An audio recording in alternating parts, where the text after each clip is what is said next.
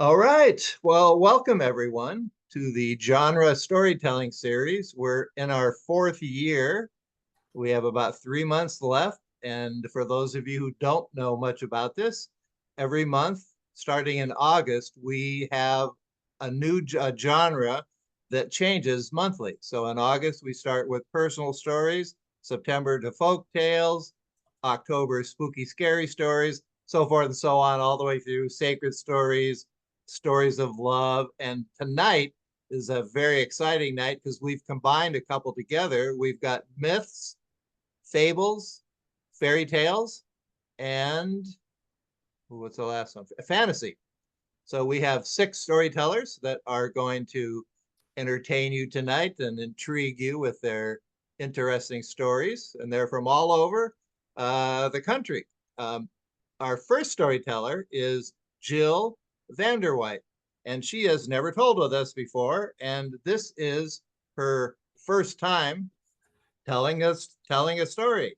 She's read stories, she's written stories. She actually managed the government medical conventions by day and a theater company by night.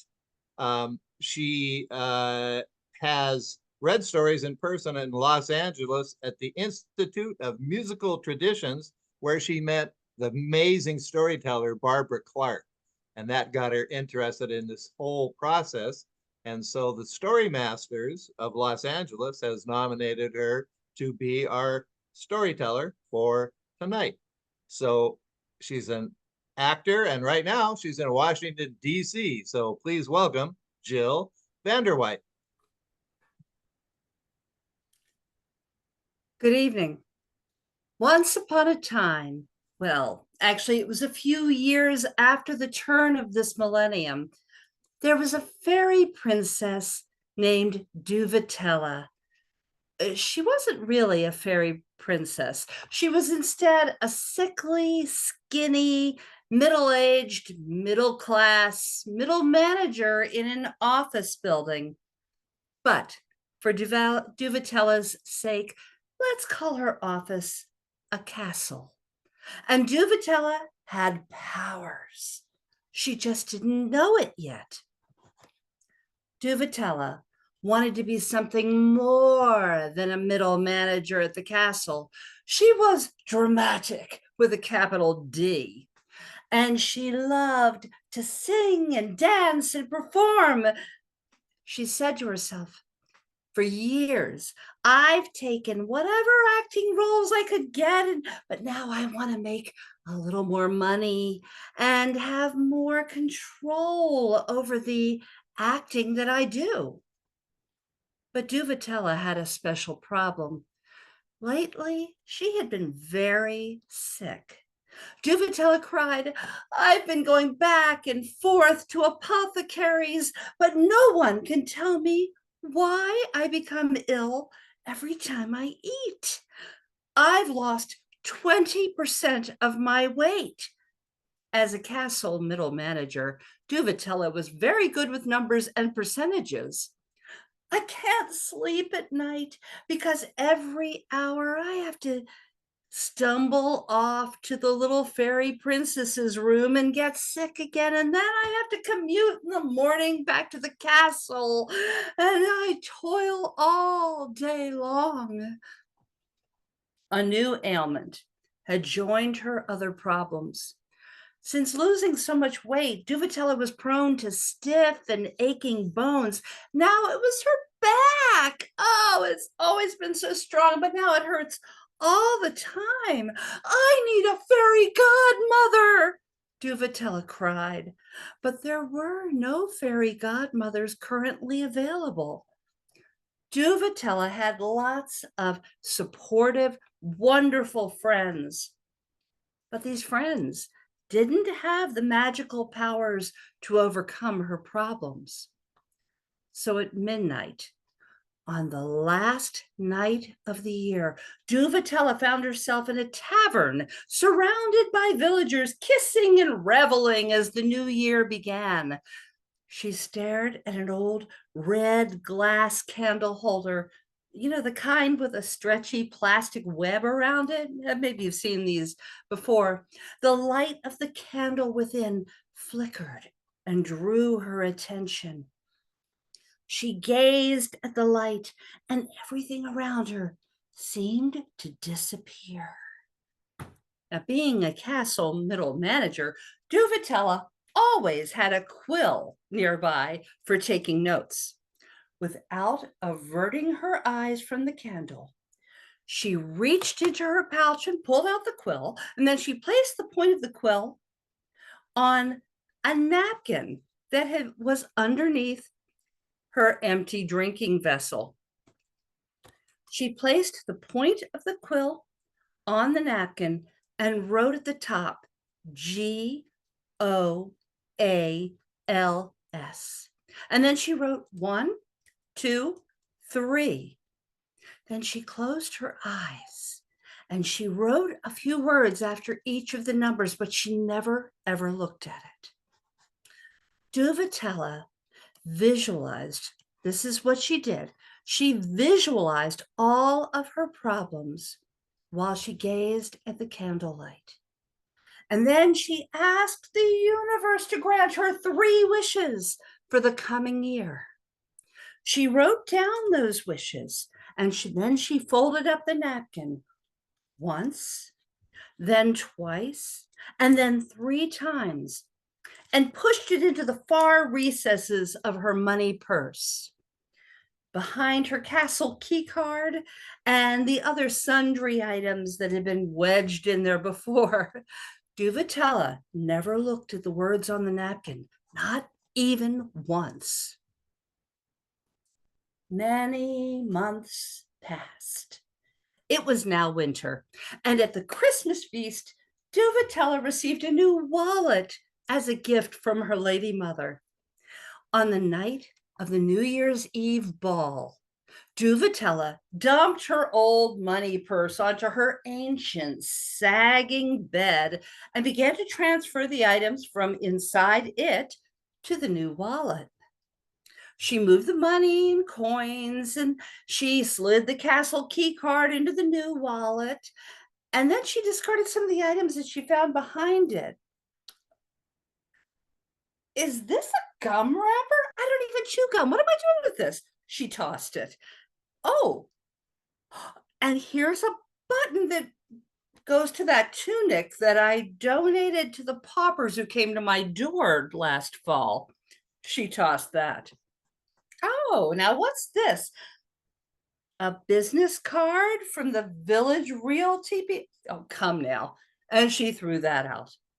But behind all those things, Duvatella found a napkin that had been folded not once, not twice, but 3 times.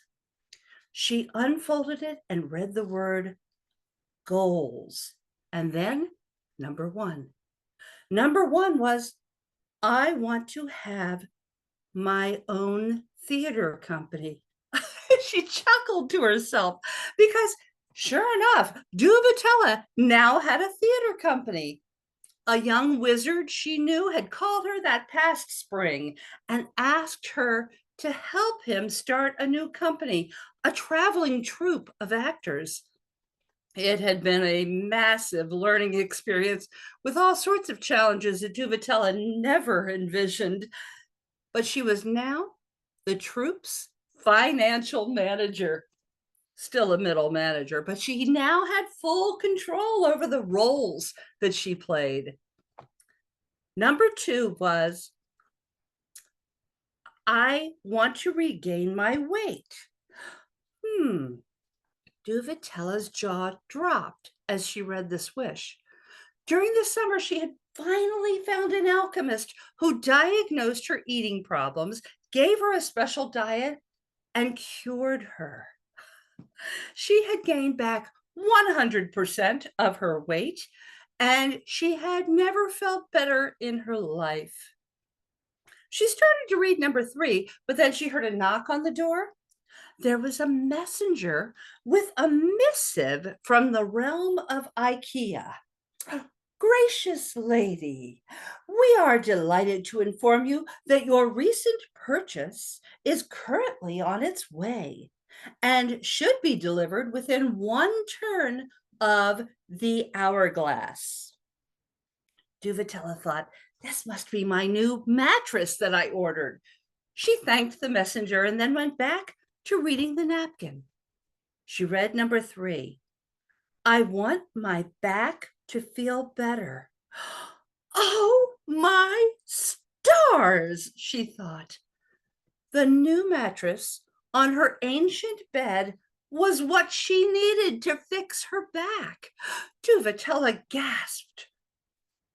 All 3 of her wishes had been granted. She started her theater company in the spring. She was diagnosed and cured in the summer.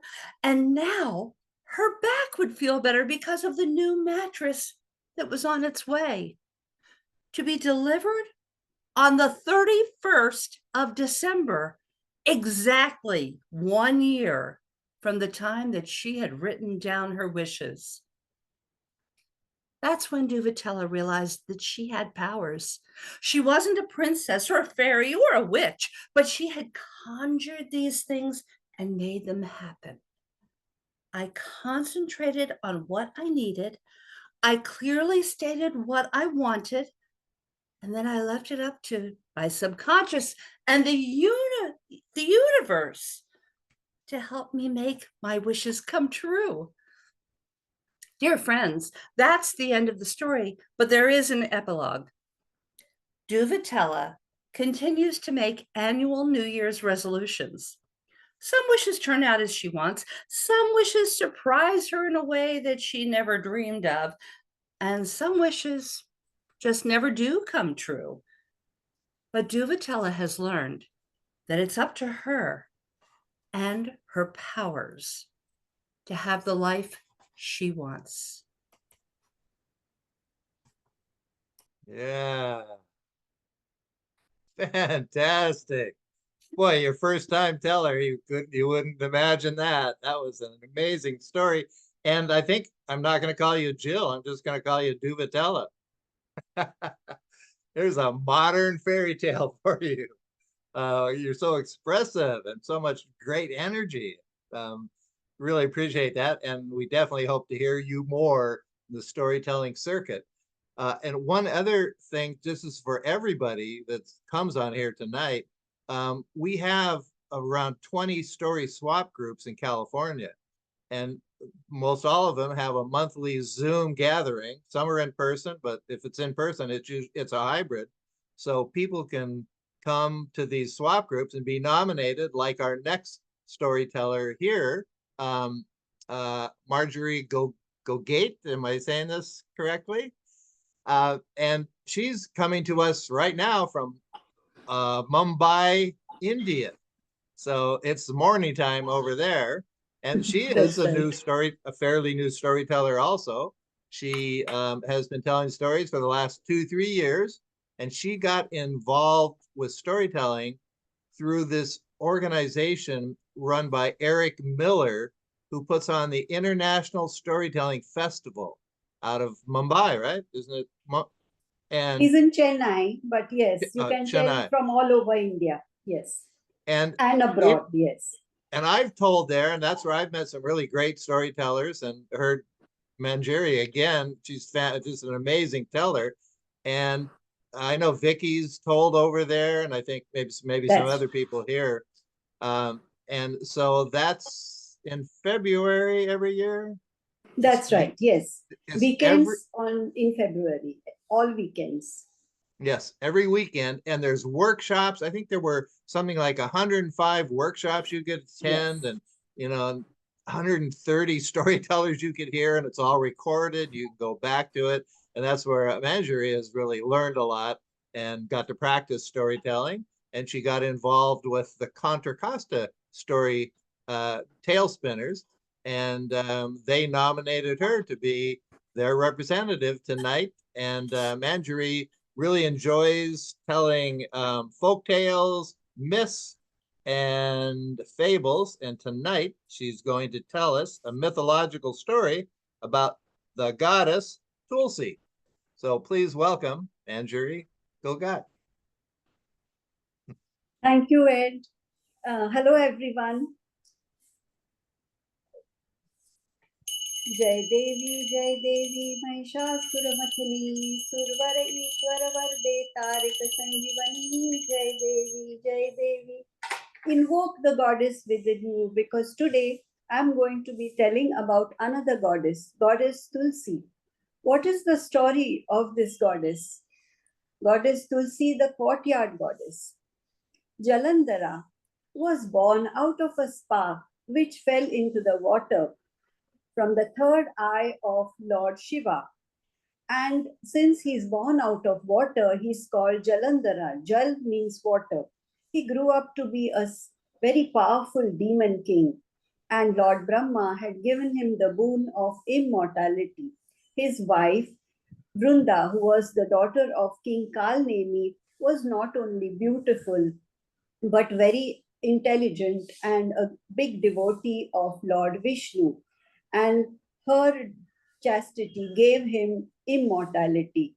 Due to this, he became more and more arrogant. He started defeating all the demon kings and then turned his attention to Parlok, the gods' domain. The gods were worried and they conferred amongst each other. Lord Brahma came to Lord Shiva and asked him, "Can you help us?"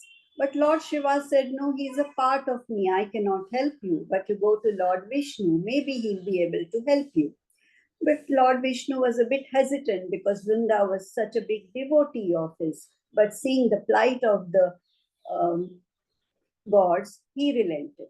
And he came disguised as Jalandhara and stood in front of Vrunda. Vrunda was puzzled. "Hasn't my husband gone on to war? How is it he has returned so soon?" But then, seeing her husband in front of her, she greeted him as any wife would. She got some sandalwood water and started washing his feet. The minute she touched his feet, the chastity broke, and Jalandhara was defeated. His head was cut off and sent to the palace. Vrunda was distraught. "What is this? And who are you? Why have you done this to me?" And seeing it was Lord Vishnu, she was very hurt and very angry too. "I am such an ardent devotee of yours, and this is what you do to me? I curse you. You will turn into Shaligram." Shaligram is a fossil which is found on the banks of a river in India. "I also curse you that you will be separated from your wife, just as you have separated me from my husband." And later on in the Ramayana, Ram was separated from his wife Sita. But that's a story for another time. All the gods were worried. They came to Runda and said, "Lord Vishnu is a preserver of life, and please take back your curse." She finally relented and went on to commit sati on the pyre of her husband Jalandhara. And from the ashes grew a vanaspati plant, the holy basil, Tulsi. Lord Vishnu had been feeling very guilty about what he had done, and he named her the courtyard goddess. He said every household would have the Tulsi plant and she would be revered. He also said no prayer of his would be complete without offering of the Tulsi leaves. Every year on Ekadashi, in the month of Kartik, the two are wed, Lord Vishnu and Goddess Tulsi. Goddess Tulsi is resplendent as a bride. Lamps are lit, and Lord Vishnu and she are wed by saying the sacred hymns and throwing off the rice smeared in kumkum. Shubhamangala Savadhan. The curtain is removed and garlands are exchanged, and they are both wed. Rangoli is drawn, geometric patterns, and everybody is very joyous. And The tulsi plant, the holy basil, is very pure within and without. You can use her as an insect repellent, or when you brew your tea, you can put some tulsi leaves in it and have it like I do. It gives you immunity against colds and coughs. You can try it too. The tulsi has the tulsi leaves have the Vedas, the scriptures, and on its leaves, and the Ganges flows through its roots, the holy river Ganges, and the gods are supposed to reside on its branches. Goddess Tulsi is pure within and without. Goddess Tulsi is holy basil, and today, before ending this story, I want to sing a prayer to Goddess Tulsi. जय देवी जय my तुलसी निज पत्रा मुनि लघु तर त्रिभुवन ये तुलसी जय देवी thank you.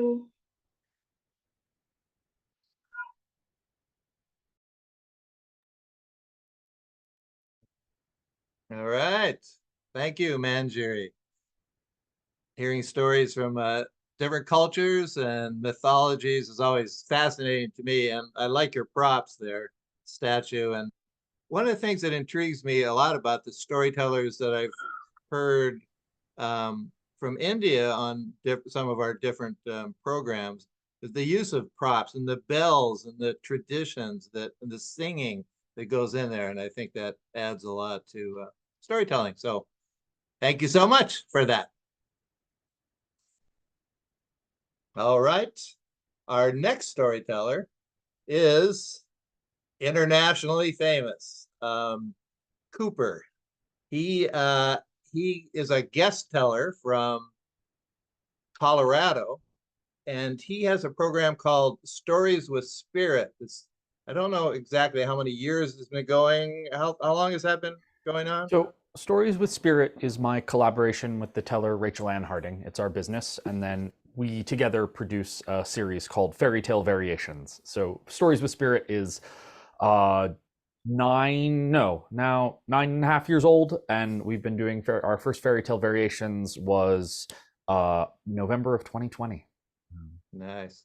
And I've heard from Cooper and other people that their attendance is a couple hundred people from all over the world. So it's a very successful event in storytelling, and I'm sure we could learn a lot from Cooper. Some other facts about him: he won the 2018 J.J. Renault Excellence Award, Emerging Artist Award, and in 2022 the Regional Excellence Award by the National Storytelling Network. And these are high honors in our community and recognize the talent of someone like Cooper. So please take us away into fairy tale land. Thank you so much. So this is one I haven't told for a long time, and so we think about this word fairy, right? And that often fairy tale, I tell so much Brothers Grimm's. That's a huge portion of what I tell. But my family has deep Irish roots, and I love Irish fairy stories. The Irish tell fairy stories the way that we in America tell ghost stories. That when I was in Ireland, no one would ever tell you they believed in fairies. But they won't cut down a white hawthorn tree in the middle of a field, and there are roads that have literally diverted around wells because no one would fill in that well. And if you get late enough into the night and everybody's had a couple of drinks at the pub, someone might tell you about how their cousin's best friend's mom, well, something happened and she was no liar. And so the Irish fairy stories are strange sometimes, but I love them. And this story comes from the great collection by the teller Eddie Lenahan, who Eddie is a fairy. He's a wild, crazy man, and he's one of the last people doing real collection of stories in Ireland. And this comes from his work meeting the other crowd. So in Ireland, Everyone will tell you what their county is best at. Wexford and Waterford argue over who has the best crystal, and Connemara has by far the best marble, and Dublin will tell you it has the best beer. And every county has a thing they are best at. But it is strange that in County Clare they will tell you they have the most vicious fairies in Ireland. And you see, once long ago, in the landlord times, there was a priest, Father Matthew, and he gave neither a short sermon or a good one, but he was beloved by the people of his parish. And the reason was whenever anyone was ill or injured or in need of anything, night or day, he was there to care for them. He is a man that loved every member of his parish, saint or sinner alike, and his horse knew every road in that parish with its eyes closed, for it walked them all in the service of the people. And there was a night when the window was knocked on late at night, and Father Matthew woke, and there was a young man there.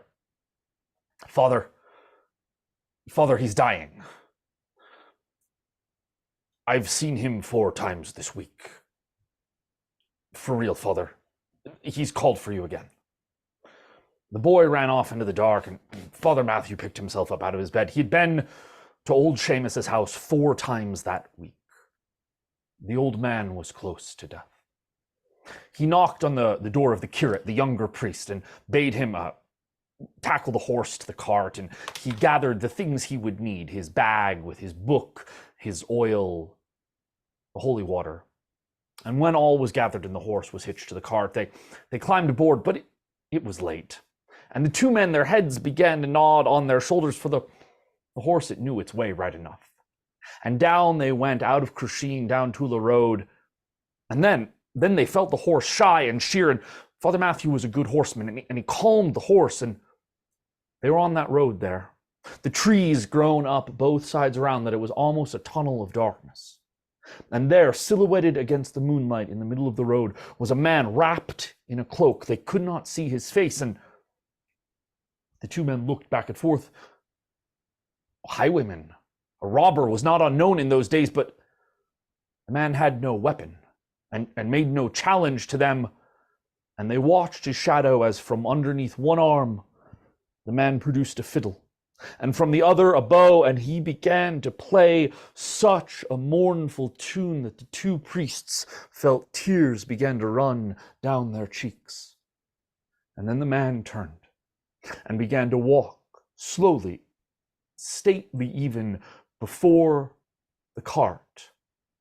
There was no way to pass him in the lane, and so after him they drove slowly until he paused at the gate leading up to old Seamus's house. And just there at the gate, the man drew close, and the moonlight fell beneath his hood.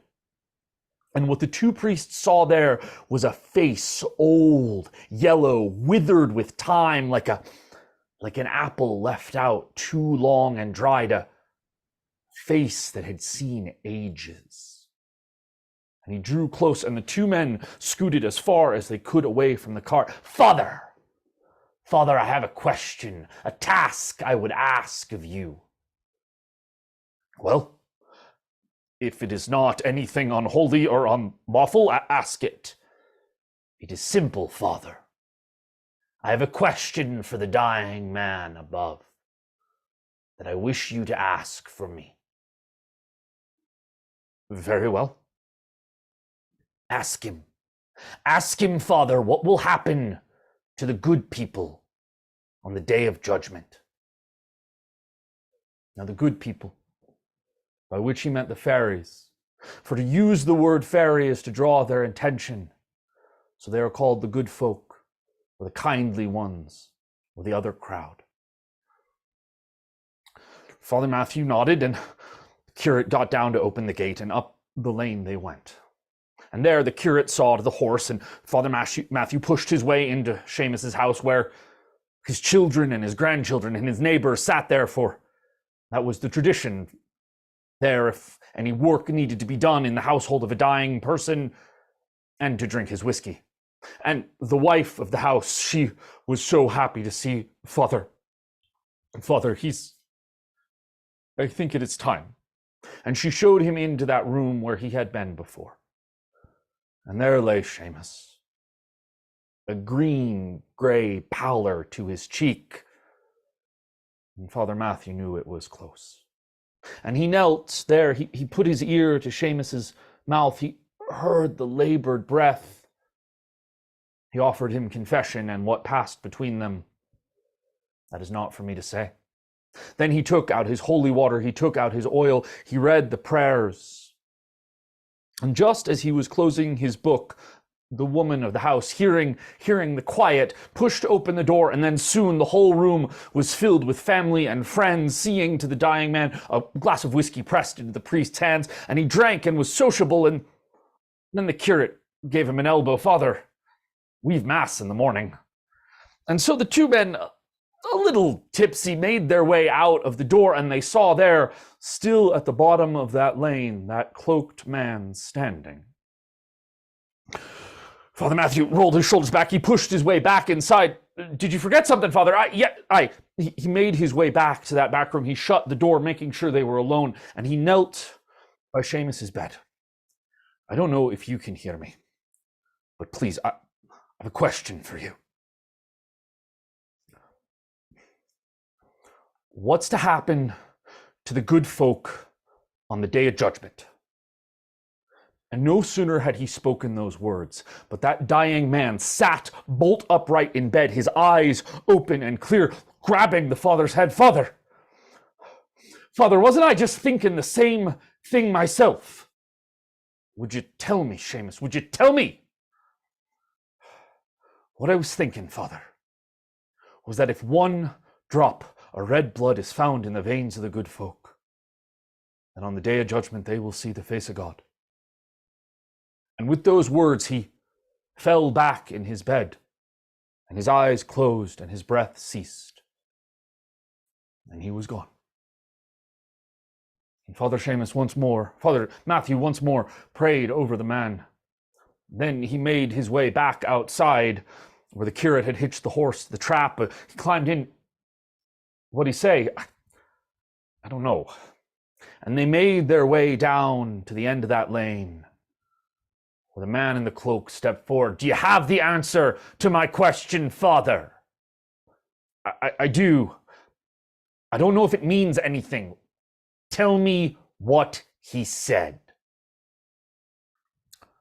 What he said was that if one drop of red blood is found in the veins of the good folk on the day of judgment, then they will see the face of God. One drop of blood, Father. Aye, that's what he said. And that man in the cloak spat a curse that neither Father Matthew nor the curate had ever heard before. And he stepped back, and gingerly he took the fiddle and the bow and laid them there on the road before him. And then there was a flash in the moonlight, and the two priests saw the blade of the knife. They started back, but it wasn't for them.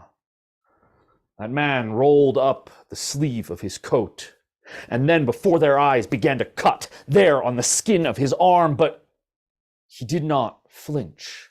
And what dripped from the wounds was not blood, but green and sticky like stewed apple. One drop of blood, Father. And then with a crash of his boot, it came down on that fiddle and bow that cracked there against the road. For 5,000 years, me and my people have been walking the roads of this place, and it's been naught but sweet music and dance in the moonlight, Father. But I tell you this now, and you tell them, that if there is no hope for us, then it will be this, and there'll be no more music. And with a flash of moonlight on the blade, the man stepped into the shadows and was gone. The two priests made their way home. And the next morning at Mass, the people settled in as they always did to try to sleep sitting up, and those in the back to lay down in the pews, for, as I said, Father Matthew gave neither a short sermon nor a good one. But when he got up behind the pulpit, and there the curate sitting on a chair nearby, he began to tell a story of their adventure the night before. And every word he spoke, the curate nodded along, and in those days, one priest might have told you a lie, but two together. And by the time he was done, the hair was standing up on the back of some folks' necks, and some rightly feared getting up, for something been scared out of them. And night visiting dried up altogether in that part of the country. The pubs, they closed, for no one went out after dark. And it was only in the 50s, as cars and electric lights became more common, that the pubs reopened, that the people walked out after dark. But still in Clare, they'll tell you that the most vicious fairies in Ireland belong to them. Thank you. Woo! Oh my goodness. Wow, we just had a master class in storytelling, folks. Fantastic, Cooper. Oh my goodness. I just love your introduction of the whole the environment and where it was from, and then getting into that story. You're a very captivating person with your gestures and your expressions. Just amazing. I could visualize everything perfectly. Thank you for taking us on that wonderful journey. Thank you so would much. you put the Stories with Spirit contact information in the chat for everybody? Absolutely. Now, Absolutely. and when do you guys meet? Can you tell everyone? So, and also I just want to call out that Maddie says that she just read Meeting the Other Crowd. It's a lovely book. I'll throw that link in there as well. Cool. Stories with Spirit right now, we're doing a show about every month. Our next one is April 13th. I don't have a ticketing page up yet, but I will throw my mailing list link in the account. We're also on Facebook, Stories with Spirit. That's where sort of all of our information, and you're welcome just to email me directly if we're not friends on Facebook. Seek me out. Thank you all so much for having me. I'll throw those in the chat. Okay, thank you so much. And let's bring up our next storyteller. She's new for us here. She's representing the Storytellers of San Diego. Her name is Emily Stamets. And she says that she specializes in original fantasy with a modern feminist twist. She's had 2 decades in the theater arts experience, and she's also, besides a storyteller, she's a coach for artists exploring becoming entrepreneurs. She's a member of the California State Thespian Board, as well as a knitwear designer. So a woman of many talents, and I'm really excited for the first time for me, and I think many of you, to hear Emily Stamets. Thank you so much. What an introduction. Yay! Tonight I'm telling not an original fantasy story. I'm actually telling a myth, a story poem that I grew up hearing told by a master storyteller. And so one of the questions that Ed asked us to answer is, what does this story, or what do myths have to do with like why I'm a storyteller? And hearing this particular story poem is one of the reasons that I started pursuing storytelling in particular. This is The Ballad of Icarus by Mark W. Lewis and Craig Coulter. And it's obviously it's the story of Icarus. And you know, Greek mythology is all so interwoven that you kind of just have to like pick the place to start. Because in Greek myths, you can always go backwards a little bit further and find the reason for this and the reason for that, and the reason for this. So tonight, though, we're going to start with a tiny introduction, just so we all remember sort of where we're at with the Icarus story. So in Greece, we have city-states of Minos and Athens that are at constant war. King Minos has done something to anger Zeus, and Zeus has come down and disguised himself as a beautiful white bull and has impregnated King Minos's wife. And she gives birth to a child who is half man and half bull. who is also a man eater, so that's fun. And Minos says, "Well, this sucks, but I'm going to make the best of it." So he takes this child, this half man, half bull, the Minotaur, and he hires his best inventor, Daedalus, to build an inescapable maze for the Minotaur. So Daedalus designs and builds the labyrinth. They put the Minotaur in the center. And because Minos has just won a war against Athens, he says, as part of your punishment for us for being at war, you have to send us 7 youths and 7 maids every year for the Minotaur to eat. But Athens, unbeknownst to Minos, sends their prince, Theseus. And when Minos' daughter sees Theseus, she goes, hubba, hubba. He's really cute. And so she decides to, instead of letting the Minotaur eat Theseus, she helps Theseus get out of the labyrinth, and then she elopes with him. And that is where our poem begins. This is the Ballad of Icarus. Oh, and I should add that Mark always said that he loved this poem because he built into it a $5,000 rhyme, because he rhymes the word labyrinth. So listen for that. Held captive in the castle of King Minos, surrounded by a field of hyacinths, were Daedalus and Icarus, the man and the son of the man who built the labyrinth. The Minotaur is dead, and Theseus is fled. King Minos raged. Bring Daedalus to me. I've been betrayed by friend and kin. Someone must pay for this Athenian victory. Imprisoned for immemorial time, beneath an endless sky, we can't escape, said Icarus. The walls are much too high. Only the birds are truly free. A gleam came to his eye.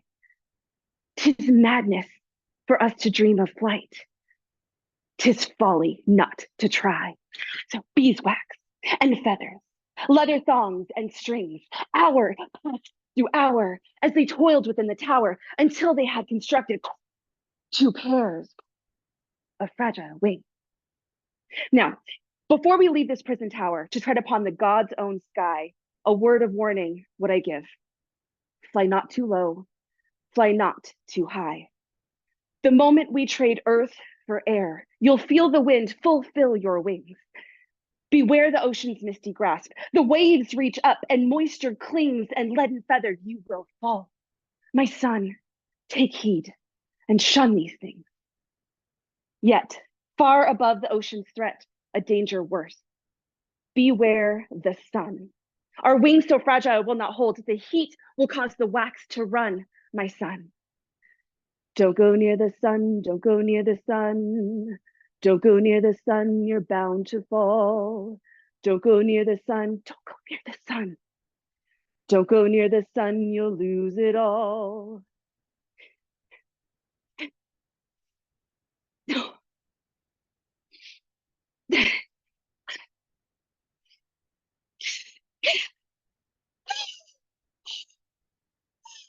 The wonder of the sky had filled him. He did not hear his father's words, and as his heart soared, so did he. Daedalus watched him join the birds. He was free. His father joined him in the air. Together they had mastered the mystery of flight. Daedalus soared with the grace of a seabird, while Icarus flew like a moth toward the light. They flew past the clouds. They ascended the heavens, their hearts beating faster. They sang through the air, past the gates of euphoria. Icarus, they flew above. Icarus, and higher still. Icarus, they flew until.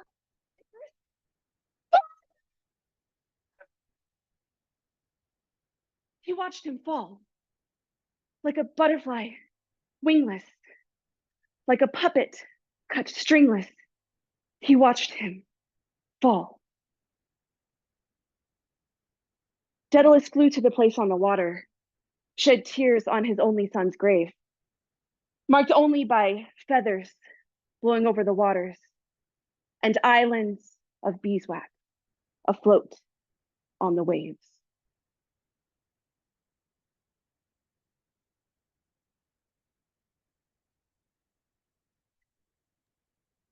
Oh my goodness. Fantastic. Thank you. God, you are just so expressive. Those hand motions are just amazing. Oh, and your voice is so clear. And thank you for that interesting introduction into the whole poem. It didn't even seem like a poem. It was a story, really. It was a story poem. It was, thank you so much. And I'm glad we got to hear you for the first time. Now, you're with the Storytellers of San Diego. Have you? Oh, Yes, I am. okay. And how long have you told with them or been involved with them? You know, I just started in October with them, Oh, so nice. not very long. Yeah, Yeah. Well, okay. Well, you're with a fantastic group with Marilyn they're McPhee. very, yeah, we just had our big festival last weekend, and All right. it was super fun. Yeah. Yeah. Out there on the little island called Coronado Island, the little, Yeah, you know. kind of backwoods place, San Diego. Uh, okay. Well, thank you so much. Thank you so much. And let's go on to our next storyteller is Vicki Ness. She's representing the Do Tell Story Swap in the Santa Rosa area. And Vicki, Vicki has told many stories. I see her at events all over the world. She's original. She's exciting, really intelligent, and she puts on these fantastic workshops. And I just had the benefit of taking one a couple months ago, I think, and got some really great ideas from that. She's very creative and original. She's been telling stories for 30 years, and just be ready for some really exceptional storytelling. Thank you so much, Vicki. Thank you, Ed. Thank you for that introduction. I don't, do we have time to, I am going to offer a workshop in April. If anyone's interested, put it in the chat. It's cheap, it's simple, it's fun. Anyway. Well, Vicki, can you just tell us something about the workshop? Okay. Quick intro. It's basically, it's a 2-hour Zoom, and it's a series of exercises that help you create your own stories, your own fantasy stories. And it's about $20 and probably in April. And yeah, so it's very simple. It's very gentle. It's non-threatening. You can just play and have fun. So if you're interested, give me your email address in the chat and I'll get in touch with you and see what happens. Anyway, once upon a time, there was a dark, deep forest that crouched at the foot of a mountain. And in that forest was a hobgoblin, and he had a dream. Now, you see, hobgoblins who don't have a dream are very unhappy creatures. And so today's dream for this hobgoblin was mushrooms for dinner. So he started up the mountain to forage for mushrooms. Well, at this very same time, up in the rocky, craggy ridge line of the mountains behind a thick veil of fog, there was a dragon, and that was a dragon that terrorized the kingdom on a regular basis for generations. And it was bored, and it began to stretch out its long, leathery wings, and with a whap, whap, whap, whap, whap, whap, whap, it flew up, up, around the sun, over the mountains, and gone to another kingdom with maybe crunchier nights and more abundant maidens. I don't know. He was gone. But when the villagers saw the hobgoblin coming down the mountain, they said, "Oh, you were a hero. You got rid of the dragon." And the hobgoblin said, "Duh, I did."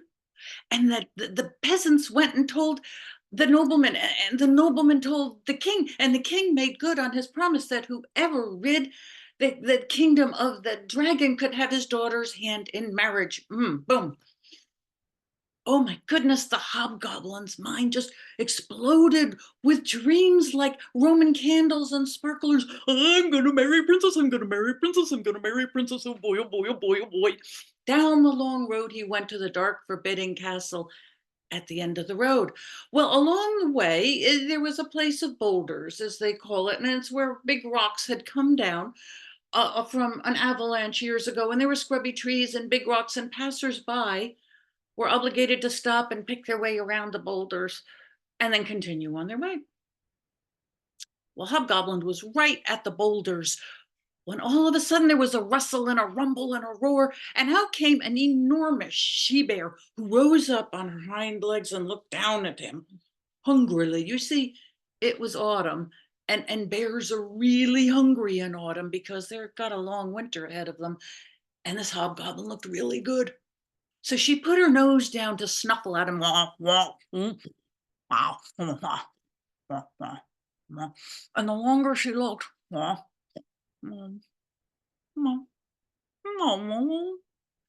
sweeter her expression became, and Hobgoblin realized she was falling in love with him. No. Oh, I'm better than a bear. Oh, I'm going to marry a princess. But that's not what he said. What he told her was, I have to go to the castle, you see, and tell the princess that I can't marry her because I'm in love with you, and I'm going to come back and marry you, when the frost is on the ground and winter is in the air, and I'll be right here, and I'll call for you. And if you come, well, we'll get married, knowing full well that she'd be asleep because it would be winter. Oh, the bear's heart melted. Oh. And she got down on all fours and ambled up the hill to her cave and threw herself down and waited for her beloved to return. Phew, the Hobgoblin went on his way. I'm going to marry a princess. I'm going to marry a princess. Oh boy, I can't wait. Oh. All the way down the road, his mind just exploding with dreams that propelled him forward. She's going to be beautiful. And you know what beautiful princesses do? Oh, yes. Oh, yeah. You know what they do? They bring you breakfast in bed. They rub your feet when you're tired. Oh, all the way up the road to the castle, dark, forbidding, mean-looking thing. And he was admitted in and immediately circled by snide looks and snarky remarks of an entourage put together by the princess to polish up her future bridegroom to make him reasonable looking. And oh, they were cold and mean, and they spoke to him in the odd rhyming language of the court. Oh my goodness, isn't this great? Oh, the princess has a hobgoblin for a mate. And the courtiers looked at him and said, oh, you're disgusting, you're filthy. Phew. Oh, I can't believe we have to make do with you. Well, disgusted as they were, they whisked him off, and they bathed him and they brushed him within an inch of his life, and they stuffed his hobgoblin feet into the shoes of noblemen, and they cinched in his waist with brocades and velvets, and they taught him how to sit quietly and how to stand boldly, and they told him how to hold a sword and how to hold a teacup. Yes. And it took weeks, I tell you, it took weeks. But finally they were through, and they pushed him out of the chamber, and he had to walk down a long dark hall toward the princess's chamber, cold, sweating stone and guttering torches with slithering shadows behind and before him. But his mind was filled with his dreams, propelling him forward. I'm going to marry a princess. I'm going to marry a princess. I'm going to marry a princess, all the way down the dark hall till he got to the princess's chamber. And oh, it was light and warm and shimmering with velvets and brocades and chandeliers. And she was beautiful. Oh, she glistened like spun sugar. Her hair like the sun behind her. And she sat very sweetly on a bench, and she smiled at him and petted the bench next to her. Oh, I'm going to marry a princess. And he sat down next to her, and he was all set to tell her what he'd like for breakfast in bed the next day when she took his hand and spoke to him in the language of the court of her dreams. Oh, for God's sake, you're a hobgoblin. I expected at least a man. Oh, but that won't matter. I can go on with my plan. You see, I just need a spouse. Yeah, you see, it's all just for show. Yes. Oh, I'll get everything I want, even with you in tow. Oh, yes. First, I'll off Mummy and Daddy. Yes, and I'll take over the throne. Yes. And then all this and more will be mine to own. And those stupid noblemen that get in the way, I'll slice them and dice them. That won't take but a day. Ooh, the bones they will break and the blood it will run. I can't wait to get started. Oh, it'll be such fun. And then we'll oppress all the peasants. And then when we're done, of course, I will remember to bear you a son. Yes, I will do that. Oh, and he'll grow strong and handsome and taller than you by a head. It won't matter to you. By then you'll be dead. Oh, yes, my placeholder, hubby. I can start my grand coup. I guess what I'm saying is, yes, for now, if ick. Oh, I suppose you'll do. And then she drifted off into ever more grisly dreams, ghoulish, gothic things, twitching and foaming like a rabid dog on a short chain. Poor Hobgoblin. The goo? Uh-oh. And he bade his leave and left the chamber and ran down the hall as fast as he could. And then he got to his chamber and he tore off all the noblemen's clothes and down another hall, out the servants' exit, around the front of the castle, and down the main road he ran, fast as his little hobgoblin legs could take him. Well, you see, by now it was November, and the dew had turned to frost on the grass, and winter was in the air, and it was night, and a full moon bleached the sky liquid silver. And he ran, so afraid he was that the fate of his dreams would come and grab him and drag him back to that terrible fate, till he got to the place of boulders. And there he panted, and he shook from cold and from fear. You see, he was a hobgoblin, and all his fireworks dreams, oh my goodness, had fizzled out and turned to cold ashes. He was a hobgoblin with no dreams. He looked everywhere inside him for dreams, and he found them in his heart. Oh, yes. All his heart wanted was to love and to be loved. And then he thought, looking up the hill at the bear cave, of a bear who just loved him for being a hobgoblin.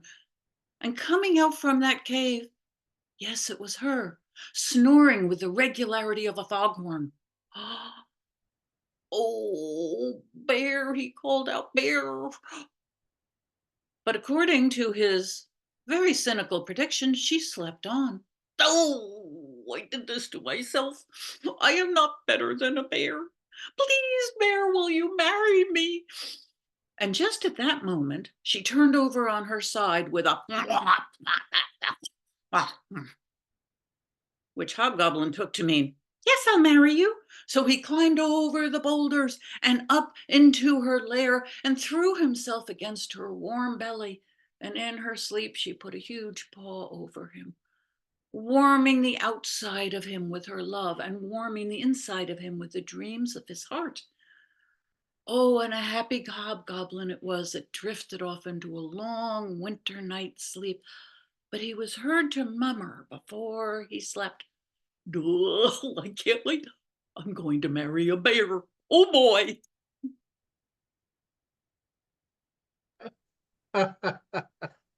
Oh my goodness. Wow. Boy, your characters are so fascinating. And the way you portray them, your expressions are just magical. And I love your words. I wrote down some of these words. Placeholder hubby. Don't mess let's with that see. woman. Crunchier knights, and I think it was tastier princesses. Snoring with the regularity of a foghorn. You've got such great language and description, and you've written quite a few stories, haven't you? Yourself? All the stories I tell are mine, yeah. Oh, that all of them. Oh, fantastic! I didn't realize that. But and if you get a chance, definitely go to her workshop, hear more stories. You can learn a lot, and you put it in the chat. People could check it out. Or you will? I could put my email in and then people could Yeah. email me or something. That's probably good. Okay. Maybe yeah, right. Okay. Thank you. Excellent. Okay, so we have one more teller left tonight. This is Lee Amatanango, and he has a story he wanted me to tell you the title of. It's called Poetic Mockery. Can you dig it? And Lee is a self-proclaimed student of public speaking, storytelling, and humor. He has a degree in cultural anthropology, a field that studies myths, stories, and fables, all of which might be considered in part as fantasies or fairy tales. So he's going to tell us a tale tonight that is part myth, part fantasy, with a journey to understanding like a fairy tale. And in the end, like a good fable, there just might be a moral. And one other thing about Lee, he's told stories with us before, but he's been an MC for us, and he is one of the premier MCs that I've ever seen. And he's given us some really good, we use what he wrote to all the contacts that we have, like the ones we've sent to you tellers. He's the one that kind of originated one that we've copied and used. And so please welcome a great storyteller, a great MC, a good person, Lee Amatanango. And he was from the Story Masters in Los Angeles. I kind of feel like with all these great storytellers tonight, Elizabeth Taylor's sixth husband on their wedding night. I think she's heard all the great stories and seen them, but I'm going to do my best. Who wants to have some fun right now? It's going to be interactive. So if you're in a spot where you know there's not going to be any noise, come off a mute because I'm going to have some interaction with you. And basically, if you like what you're hearing, I'm going to say, can you dig it? And if you like what you've heard, you come back to me, say, I can dig it. Let's try that. Can you dig it? I can dig Yeah, I can dig we it. can dig it. I knew you could. Now, some of you may find this hard to believe, but I used to be petrified of storytelling in public when I was a tyke. But as an adult, I joined SAC and learned how to rock the mic. I became so confident I would go downtown and do street battles well into the night. To end them, I would just emphatically drop the mic. But I'm sad to say today, from SAC, I have been swayed away by another, a singer of melody sweeter than the sound of my own dear mother. Every morning I'm awakened to the most beautiful songs ever heard. My early morning singer, the mockingbird. That's right, Mimus polyglottis for those who speak the Latin, the MC of the animal kingdom. It just so happens. This bird can hear a sound, mimic and remix to a song it will sing. It can take an obnoxious car alarm and make it sound like the song of spring. If you can squawk it, this bird can talk it. Can you dig it? Yeah, we can dig it. I can dig it. Knew that you could.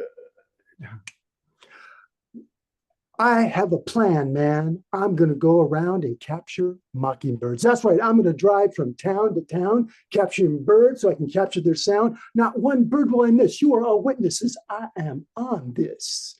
I'll take each bird and gently place them into a freshly sanitized mason jar.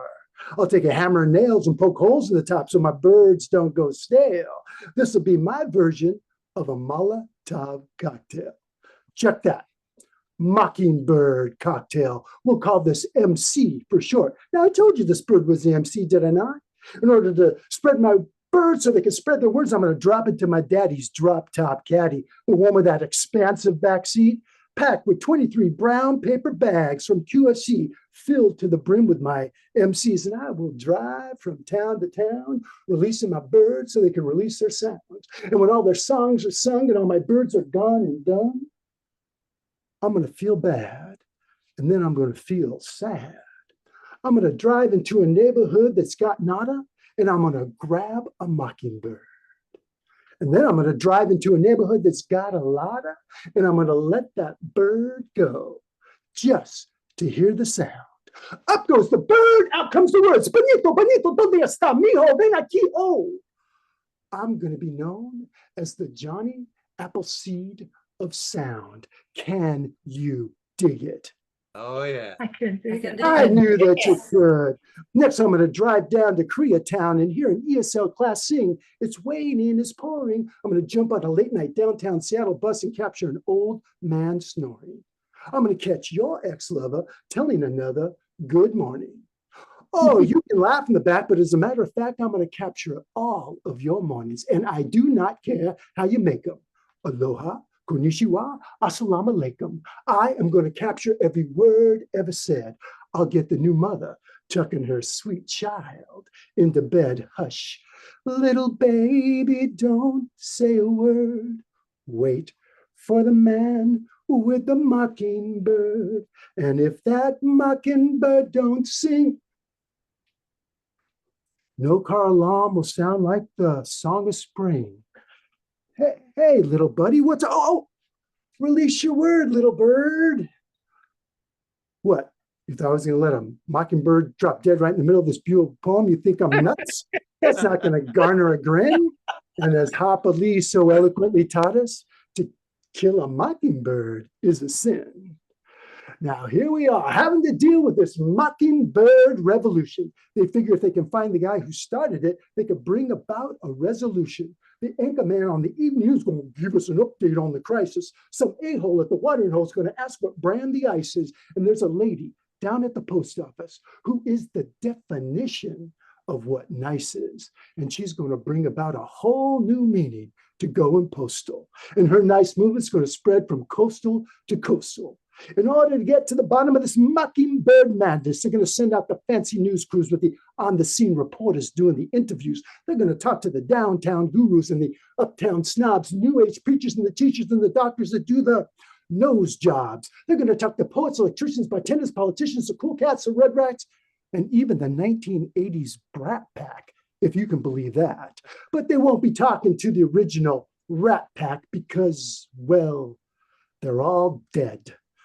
But boy, could those cats sing. And when they would croon, the women would swoon. It sounded just like the month of June. I bet some of you thought I was going to say spring. June, spring, same thing. Can you dig it?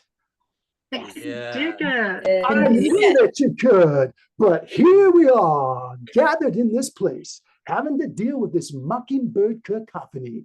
And eventually, the Seattle City Council is going to try to off me, and they're going to come here to offer me a key, an oversized, shiny, gold-plated key to the Emerald City. And anxiously, that's me, is going to take that key and anxiously unlock the atmosphere. And I'm going to listen to what is missing. And I'm going to go out in the world and find it, and I'm going to bring it here. Judging by the looks on most of your faces, you're probably wondering, what was the stream of consciousness just delivered, this apparent incoherence? Short answer, hippie parents.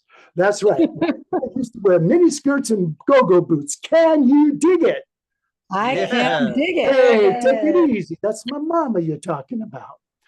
A long answer, a poem from me to you to inspire you to release your one honest mockingbird so the world can hear your true sound. And if we all do this, together our sound will abound. And oh, what a sweet symphony that would be as our music wafts into the night. My job is done here. It's time for me now to just, can you dig it?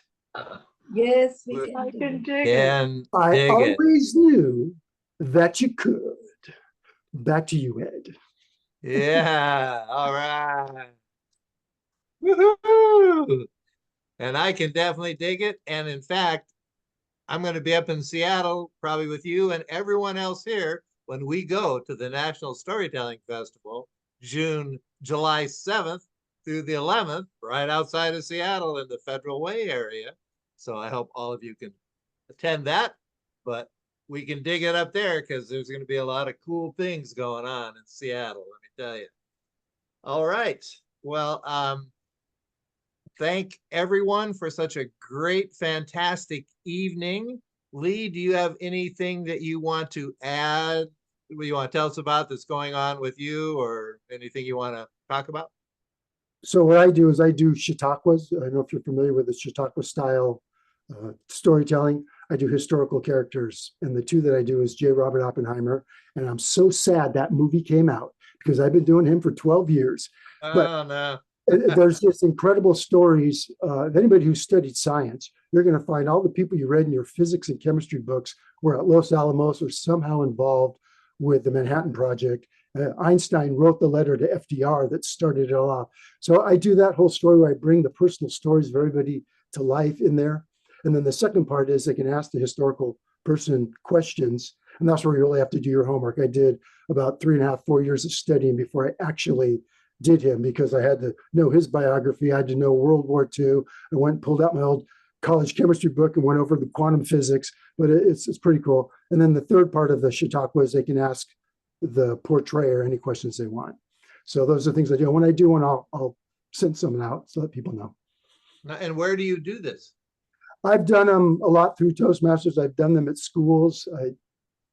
People In find the out. Los Angeles area? Is that where you live? Well, I grew up in Los Angeles. I'm in Seattle now. So Oh, okay. this has been in good. Seattle. Yep. Hey, Who's well, I'll your be other there. historical figure? You Excuse said me? you said you do two. Who's your other one? Oh, Thomas Jefferson and the birth of our nation. So I love talking about all that and the Constitution. And it's, Wow. Fantastic. Well, I'm going to be up there the month of July. I grew up in Seattle. I go up there every year, the San Juan Islands in Seattle. So maybe we can definitely connect somehow. are you going to be here during our genre meeting for humor? In July, it'll just be on Zoom for me. Okay. Because, Yeah. Okay. So thank you so much. And now our technician, Judy Clapper, she is going to bring everyone up in reverse order. And if you have anything you wanted to add, then that's your chance to do that. So Judy, please bring up Vicky. Anything else you wanted to add, Vicky? Nope. I've been amazed. The whole night was fabulous. Thank you Oh. so much. Wasn't it? Oh my goodness. Okay, so let's bring up the previous teller, who was, let's see, who was with us? Me. It was Emily. Emily, okay. Yeah, I think it was me. I'm sorry, my AirPods have died. Yeah, same thing. Really impressed by all of the stories. Thank you, everyone, so much for sharing and for being here. And is there anything that you want to announce, anything you're doing, or any interesting events that you know of? For storytelling, right now I'm super swamped. I run a high school theater festival, and that is in 3 weeks. So can't really think about anything else until that. Oh, this is a fun one. In September in Julian, California, which is a teeny tiny town Love up in it, the mountains, Apple known for Town. apples and apple pie. It's where my Yeah. husband grew up. And we are going to be starting an Apple Days storytelling concert that I'm calling Beneath the Apple Tree. So if you're interested in that, let me know. I'm Emily Stamets at gmail.com. Easy. Nice, exciting, very good.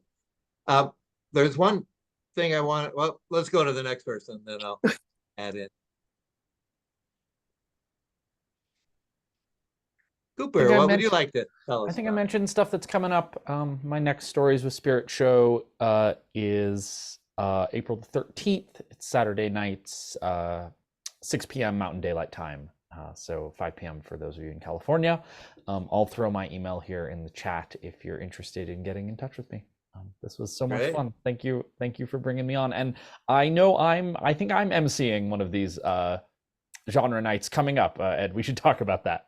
Yeah, right. Yeah. I just Definitely, noticed that in my book. So you'll see me back here soon enough. It was lovely to Excellent. be here. Thank you. Oh, and I remembered what I wanted to say. This is for everybody who's all the tellers and people here. We have the Storytelling Association of California has this program called the Jenny Fund, and it's money we have to send storytellers into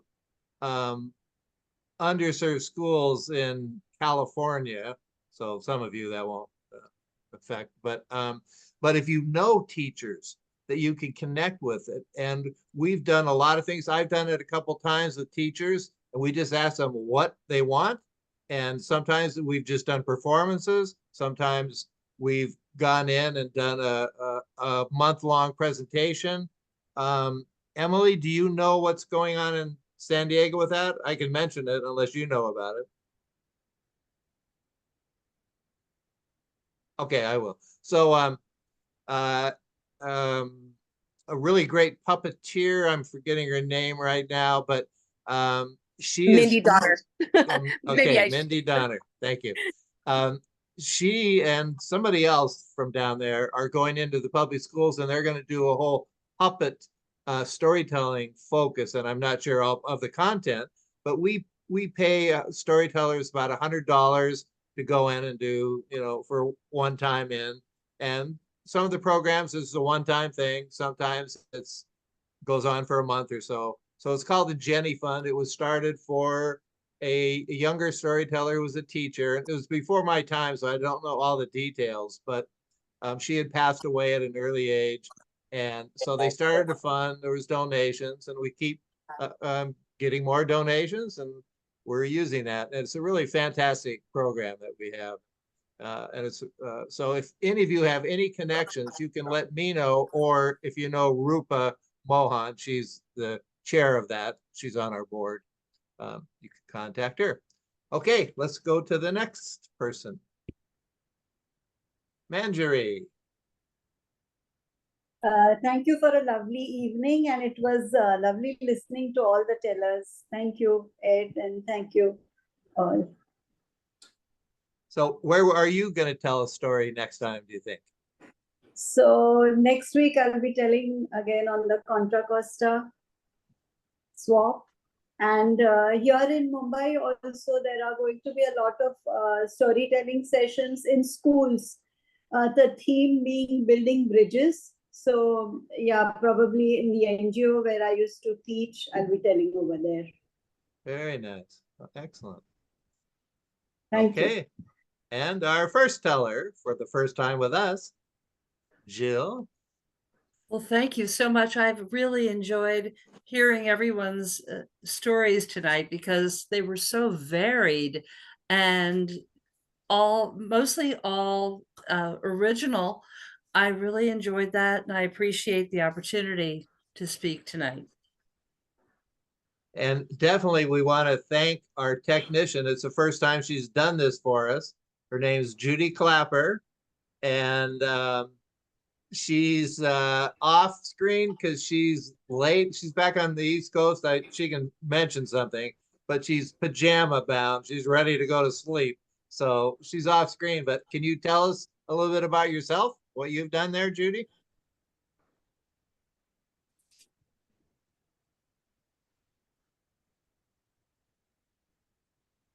Hello, are you there, Judy? Can you hear me? Well, maybe not. Okay, yeah, okay. Hi. Oh, okay. Hello, everybody. This is I think my second time teching for SAC. I did tech one time before. I am became a storyteller in 2021. And I have been through the Zoomiverse, so if you've been online in the past few years, I've probably seen you at swaps or slams or storytelling events. My brand is Judy Tells Stories, so you can find me on Facebook, Instagram, and my website at that. And I'll put that information in chat. And thank you all for coming and for all of the tellers. I think you've left us with great visions for us to go to sleep with and create from. And a special Happy World Storytelling Day. Oh, that's to right. everyone. I forgot that. Thank you. Thank you. Liz, can you go on and tell us what you have coming up next month or next week? Me? Oh, Yeah. okay. Well, first of all, I just wanted to speak the name of Jenny Makovsky. That's what the Jenny Fund is in honor of Jenny, and she was a tent manager at the Bay Area Storytelling Festival for years, and just quite a force of nature. And you know, she lives in our hearts. So, but I'm going to be part of the virtual track coming up this weekend of Sharing the Fire, which I think is one of the older regional storytelling conferences in the country.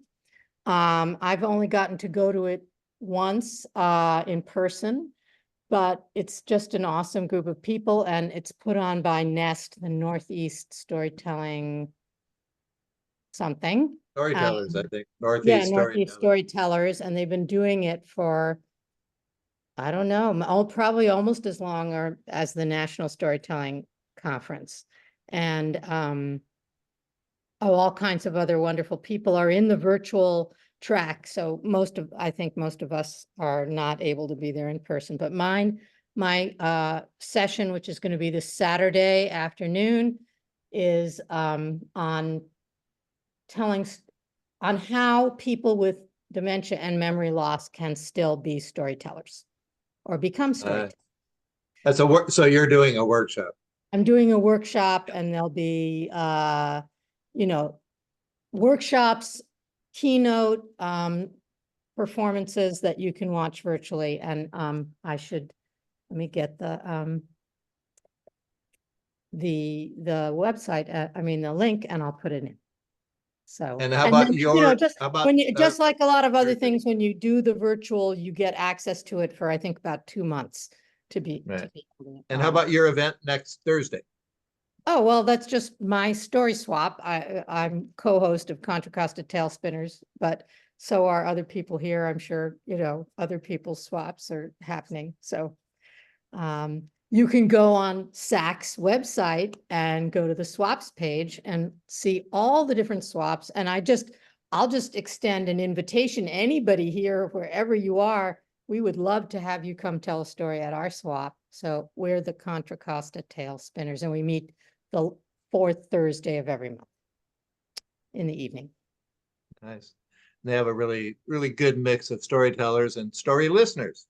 Yes. I know we get a couple more announcements, but one last thing I wanted to say was this event is recorded, and you can go to YouTube, Storytelling Association of California, and within 2 days, maybe even quicker, our treasurer will post it down there. And the story swaps get posted there, the last genre we did, and they're on for a while. I don't know how long, but at least a month or two. You can see past ones. So, and you can all see yourself tonight. You can check yourself out and say, oh, how fantastic every one of you were. Linda, can you mention about the Bay Area dinner thing for those of us who live around the area? Yeah, we're having a Legends in the Living Room with Diane Ferlat and Sheila Arnold. And it's a fundraiser for the Bay Area Storytelling Festival. It's on May 6th. And Shags is making his famous paella for the That's April dinner 6th, right? portion. Not May 6th. No, sorry, April 6th. Yeah. April 6th. In up in my house in the Oakland Hills. So you could go to SAC. It's on SAC's website, right? The Legends and Living Room for tickets. Yeah. We're almost sold out. So do get tickets if you'd like to join us. It's always a fun evening and absolutely wonderful food. Yeah, I went last year, and you just sit in the living room. Linda's got a beautiful house in the hills and great food, excellent people to chat with, and you get to hear Sheila Arnold and Diane Ferlat tell stories. And Sheila, last time, she didn't, I don't think she knew that Diane was going to be there. Diane wasn't there to tell stories. Sheila was the focus. But Sheila had mentioned that she got into storytelling because of Diane Ferlat, something she heard her, and then Diane mentored her, and that's how she really got into the whole storytelling world. Is there anyone else online with us that wants to share anything? Ed, did you talk about the festival? I did, but go ahead. Why don't you mention it a little bit more? Okay. This is in May. The 3rd and 4th. Late afternoon of May 3rd, we're starting with an incredible film by Kealoha called The Story of Everything. And Kealoha, if you're not familiar with him, is this slam poet, the poet laureate of Hawaii, and also a wonderful teller and just an incredible person. So we'll start with his film on Friday night, and then we're having sunset stories with wine and lots of heavy appetizers, so some really good food. And then all day Saturday, we have Kealoha and Diane Ferlat, along with the banjo player Eric Pearson, who accompanies her, Brandon Spars, who many of us know, and teaches at the Sonoma Academy, where we'll be holding the festival. Karen Amano, originally from Osaka, Japan, now lives in West Virginia. And Gene Tagaman, how can I forget Gene, who will be doing his Raven Dance. And he's saying that he's not going to be doing it for too much longer, just because of the difficulty of bringing his regalia. And it's just getting hard to do. So you know, don't miss it if you possibly can. And it's in the town of Santa Rosa, which is about 50 miles north of San Francisco on Highway 101. And it's at the high school that Brandon teaches at. It's a private high school. And they just developed a brand new theater arts facility. And he blew me away when he said this. He said, the seats even have air conditioning in them that you can operate. And the sound system is supposed to be unbelievable, and it's a beautiful facility. And so we're excited just to go see that, besides all the great people that will be there. All right, anyone else? Anything else to add in? Well, hey, thank you for our person that from, what's your name? Trying to see, Maddie Elias, right? You're what Elias. town are you from over there by where Cooper is? I'm from a little town called Mill Valley, which is just outside of San Francisco in Marin County. Oh, I thought you were back east. Oh, okay. Oh, okay. Well, then you should go to the Bay Area Storytelling Festival. You're not too far away from that. Are you a storyteller yourself? Not yet. You're Maybe getting one there? well, maybe one of these days I will be. Right now I am a writer and an avid consumer of stories. Nice. Well, if you want to consume a great story, go to the Bay Area and then also take Vicky's workshop if you want to learn a lot. They look wonderful. Okay, Also, I'm also sorry. we have a North Bay, since you're in Marin County, we have a North Bay swap called Do Tell. And if Okay. you can find the link, I wish I had the link with me right now, but I don't. Do Tell storyswap.com. Okay. And it's virtual. It's It'll be on virtual. SAC. And you also can find it at the SAC, the Storytelling Association of California website under the Story Swaps. Yeah. And it meets the second Tuesday of every month, right? 7 to Yes. 8:30. Yes. Yeah. And it And is then virtual. the group that I'm part of is, I live in Davis by Sacramento, is the Sacramento Storytellers Guild. And we meet the third Saturday of every month from 2 to 3:30. So it's more reasonable for East Coast people. And we do a hybrid. So we do a Zoom and an in-person at the Sacramento Poetry Center. And we have 6 storytellers and 2 poets. We have a theme, but people don't have to stick to the theme. And next month, so if any of you are interested, we have our annual Liars Contest. And we have, it's cost $10, I think, to enter. And we pay $100 for first place, 50 for second, and a membership for third. We have Toastmasters come and judge it who don't know any of the storytellers. And we do it on Zoom or in person. So if any of you are interested, I know we're going to get off the chat here, but I'll put my name in there. It's Ed-Lewis, Lewis, at sbcglobal.net. And do all of you know about how to save the chat? Anyone not, do you know how that works?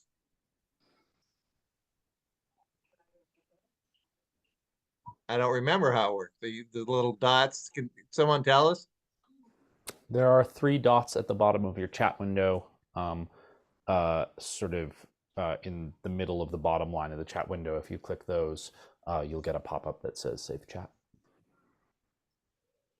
Okay, well, this meeting is over. I'm going to quickly type my name in there. And